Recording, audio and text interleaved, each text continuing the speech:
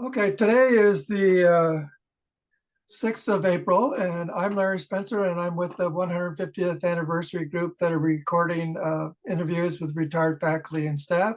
And today I have the pleasure of talking with Dr. Al Davis. So, Al, the first question that we usually ask is, when did you start teaching at Plymouth, and when did you end? I started to teach in May of 1963 and ended in, I think, January 2005. Okay, so you were there for a very long time then. 42 years, I think. Right. And what were your duties when you first started out? Well, I was hired to teach chemistry and physical science, and I had been teaching chemistry at Laconia High School for 4 sections per year. Okay.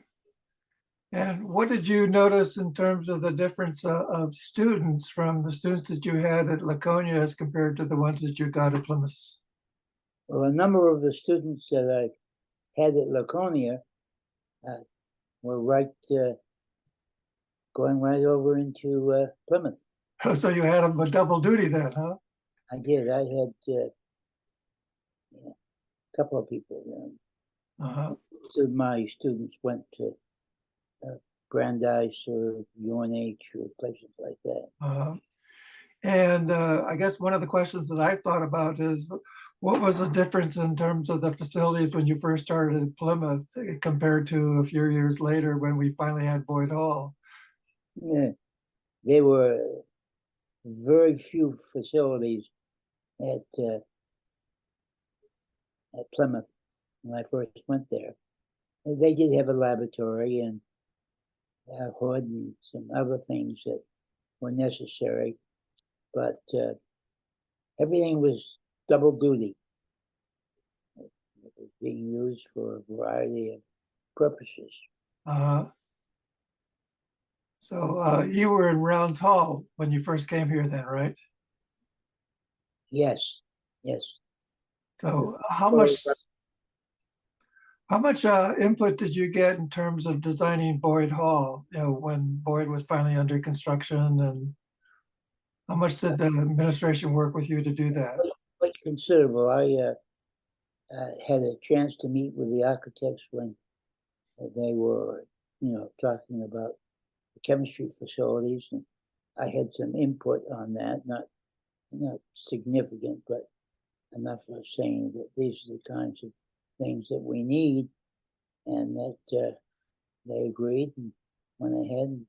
So the third floor of Board Hall, was where the chemistry facilities were, and had mainly on what would be, if you look into building on the right-hand side, were all chemistry facilities.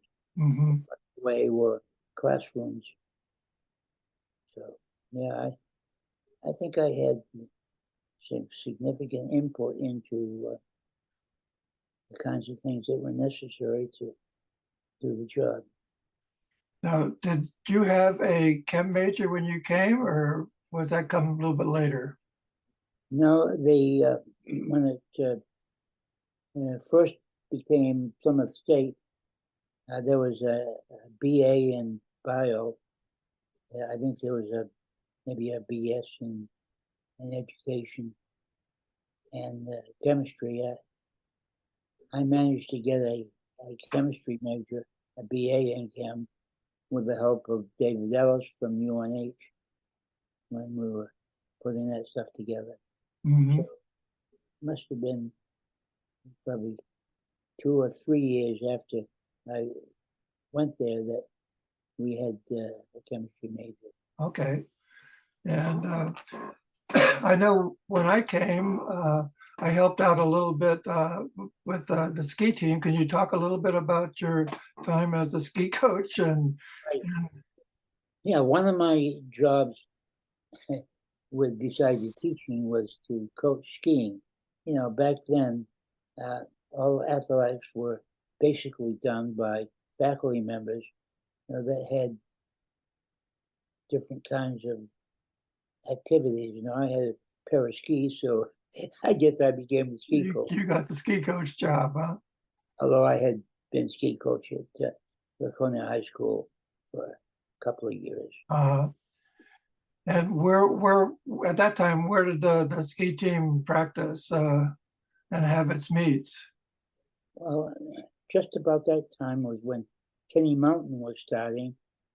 And so, I met with Sam Hall and we decided to do some activities at Tenny. And of course, all Tenny had was a little small uphill facility. The big chairlift had not been developed yet. But we did manage to, in fact, train there and had 3 or 4 different meets with, mainly with, Farmington and Linden State, and some of the other the Vermont schools. Well, I know for a short time you had a very experienced helper because you told me how to put the die in the hole when you put the poles up for the slalom races. That's right. I would, sort of the deal that I had with Sam Hall. I won't say a deal, but he asked me if I would be willing to help him, run some ski races. Right. All he did was to make the facility available for them. And I said, "Oh, okay, I'll do that. But first of all, I need to have some help." He said, "Well, how about the snowcat? We'll load stuff on here. You get down here about 3 o'clock in the morning. I'll have the driver of the snowcat take you up there with the poles. And on the way down, you just throw the poles out in places where you want them. And then by the time you get through, you get back on whatever kinds of lift that I had to get up there. Usually I either had to walk or he would have the snow take me up. And as I went, I would then put the poles in, set the course, put the poles in. And I would do this not just for ourselves, but he had a number of women's teams that contacted him to have the facilities available to them. And I would end up making a good course for those people. Interesting. About the whole thing. Now, did any of your skiers do well in the skiing or go like the nationals or anything like that? Or did they? Well, we were small. We would compete with Boston State and a couple other places. To, the education kind of stuff. And we really didn't get into big time stuff and nationals and stuff after I had given up and so on, taken over and had done very well. Right. Now, how many years did you do that then? From when you were here in 63 about through? About 7 years. Okay. So, what other question that sometimes we ask is that I know you served as department chair. Can you talk a little bit about your experience as chair of the department? Who was in the department then? And yeah, well, in the beginning, George Solomons was chair of the science department. Right. And then shortly after he left, Mark Sylvester took over, and Mark was there for 3 years. And at the end of Mark's 3rd year, he said, "I've had enough of administrative stuff." Right. He says he went to the president and said, "I want somebody different." And next morning, I got a call from the president saying that he was recommending that I take over as chair of the department. And I said, "Well, how did the department vote on that?" He said, "Never mind, just say yes or no." Okay, well, I'll take the job, yeah. and I did. We were, what, a natural science department at that time? So you had, Right, natural science department, yeah. and do you remember any of the faculty that you had at that time? Well, the Murray Bullenheimer and other stuff in biology. And then Dick Freilich came in and was a biologist, and then Larry Spencer came in as a biologist. Right. And I think that Mark Sylvester did some chemistry with me. Okay. Really was mostly interested in astronomy.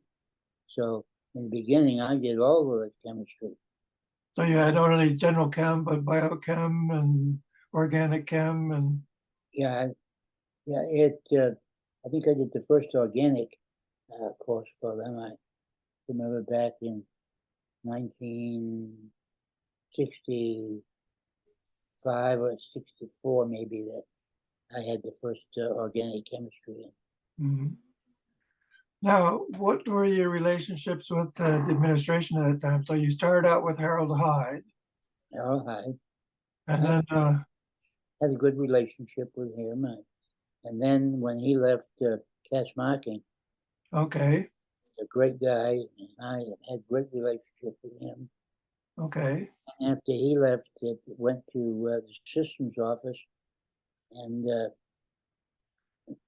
Bill Farrell came in and took over, and I had a So, good relationship with Bill Farrell.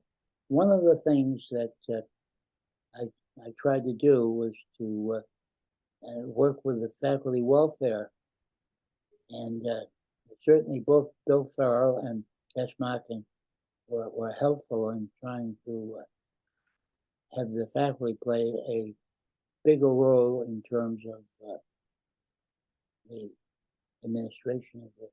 in terms of faculty governance and what have you, yeah. Yeah. Now, I think probably at some point they had a group of faculty to sort of advise them. Were you part of that group? To do what? Well, I think the president had like a president's council or something like that to advise him. Or Yeah. I can't. So, So I assume you had been living in Laconia. What was it like to move to Plymouth when you came to Plymouth as a faculty member? that was interesting because when I signed my contract with Plymouth Teachers College, I did that in towards the end of May of 1963. But I knew that there was the legislature was talking about removing both Keene and Plymouth from the State Board of Education and putting them in with the university system trustees. I knew that that was coming up. It hadn't been passed yet, but I was working on the idea that that might be a good move on my part, a good move on the state's part to do that. Mhm. And in July, they did do that.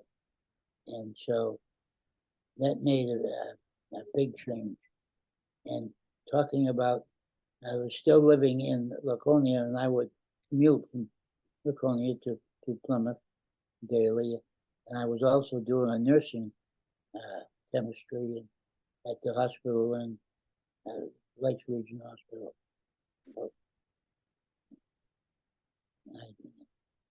And I think Murray Bullenheimer had been teaching that chemistry course for them beforehand, but I took over and I did that because, as Harold Hyde said, you're Mhm. there, so you can go ahead and do it. You don't Right. need extra money to get some meals.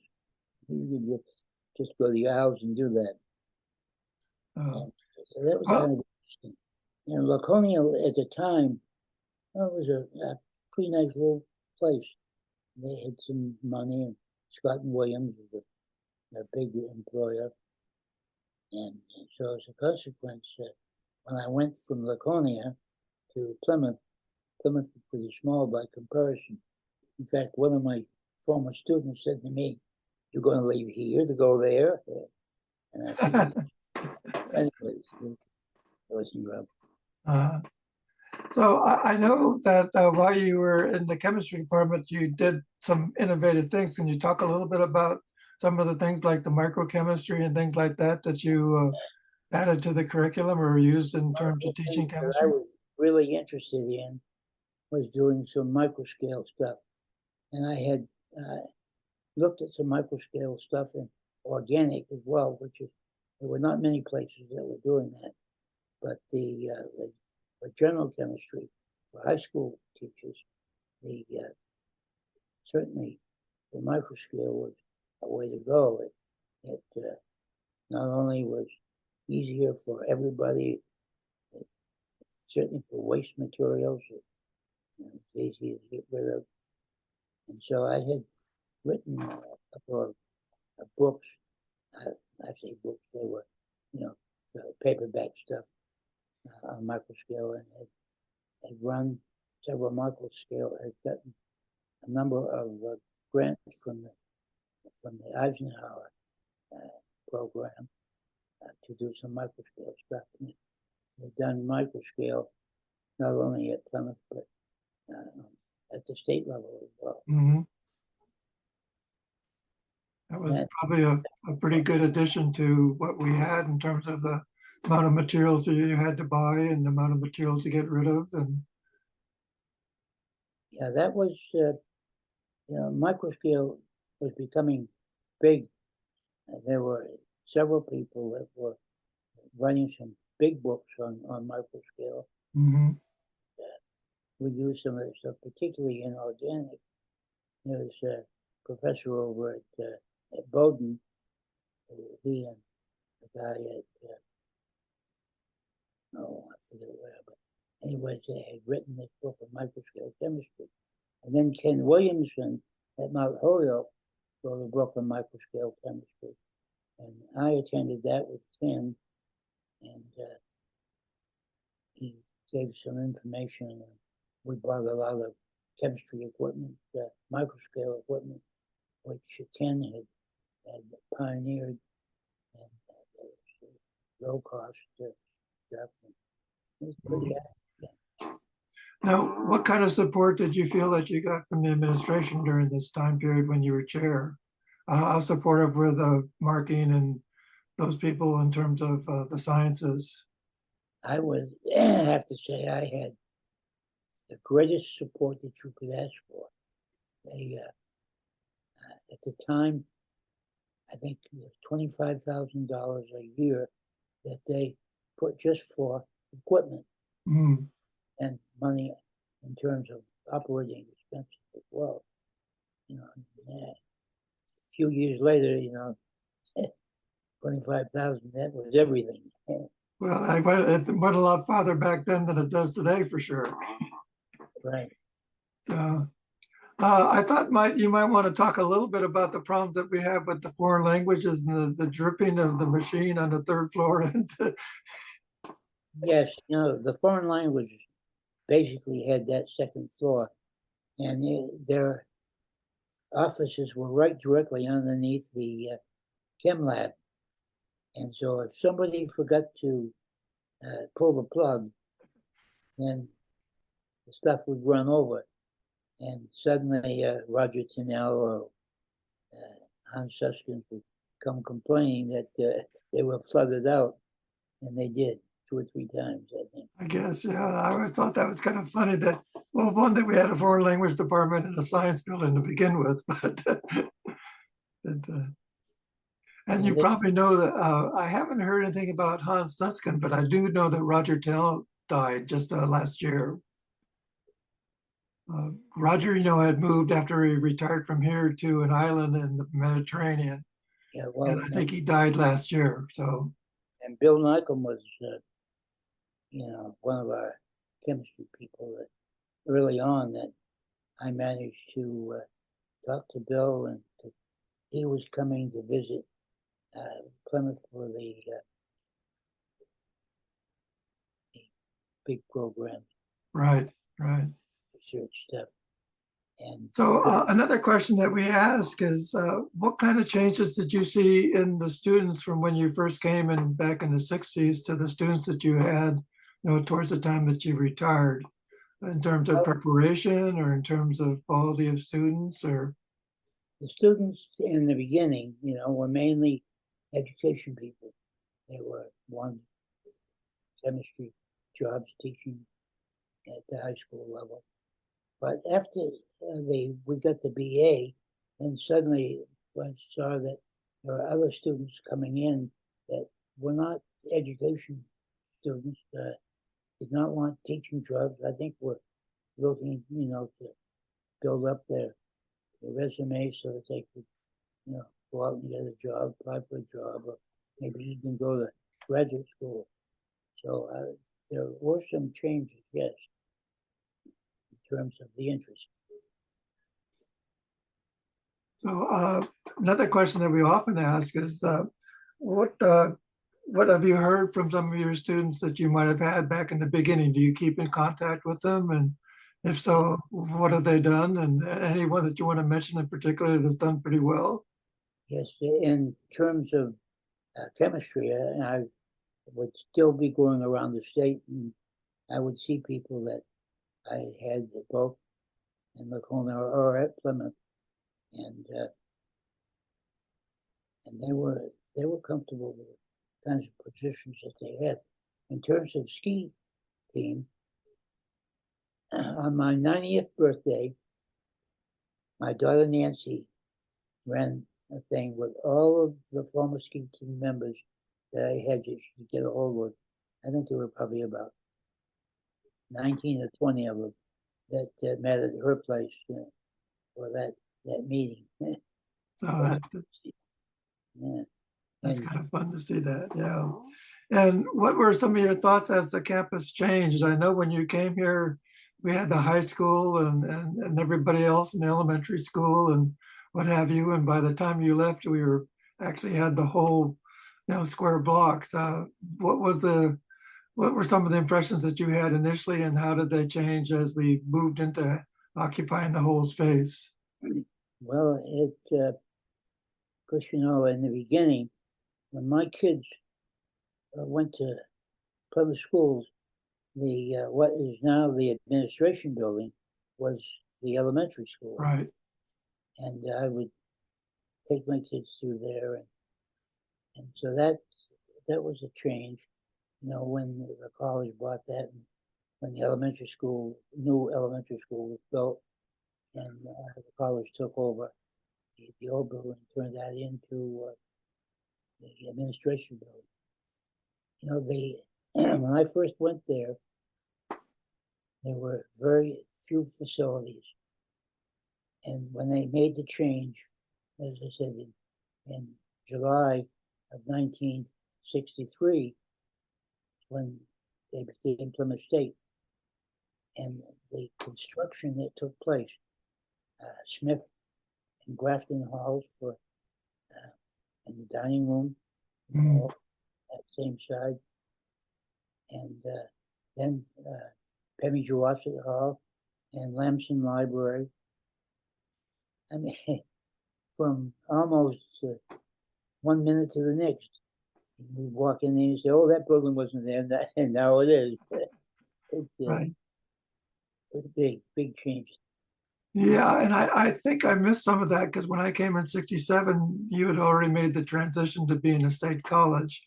And I assume, that was a very positive change in direction for the institution. That was done in 36, Um, July of 36. Yeah, that certainly, made openings for lots of people who wanted an education, but were not interested in teaching. right. So we did see a pretty large change in interest. What did one of the other questions we often ask is, what did you see in terms of faculty from when you first came here as compared to the way the faculty, was governed and what have you when you left? The faculty, were mainly, they were education faculty, and a few people were coming in. Henry Vidham, came in, in English. The faculty was changing big.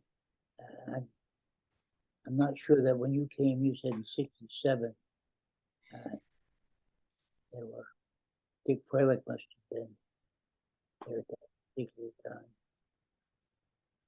And you really were a faculty leader, all through your time that you were here, because I can remember, you had a number of positions in terms of, faculty welfare and what have you. Um, how coherent did you feel the faculty were by the time you left as compared to when, you first came here? I mean, Well, there were some big changes taking place. There were a lot of people, I think, that faculty people that probably would not have applied for a job at Plymouth Teachers College, but certainly were interested in applying for a job at Plymouth State. And we would see lots of individuals that had different views about the institution. You must have seen some of that as well. right. Well, when I came, I mean, the faculty had a faculty club and we went skiing out at Tenny and what have you. And today, I think if I were on the faculty, I probably wouldn't recognize, probably 50% of the people, because there's no sort of, what we want to say, cross connections between different groups anymore as what we had back then. Yes, I knew some of the people that were teaching at when it was Plymouth Teachers College. A few of those people I had run into at education meetings. So it's a big change that's taking place there. I think it certainly has benefited the town and the institution to go, to a general college level thing. A lot of people came in that you probably wouldn't see otherwise. So we're nearing the end of the 30 minutes. Al, is there anything that we haven't talked about that you want to bring up? Any stories or anything like that? One thing in particular, because initially Plymouth and Keene were governed by the State Board of Education. And when the legislature approved the change of both institutions to state colleges, then the systems, which was not really a system as such, but it was heading in that direction, when the Board of Trustees were the major administrative group.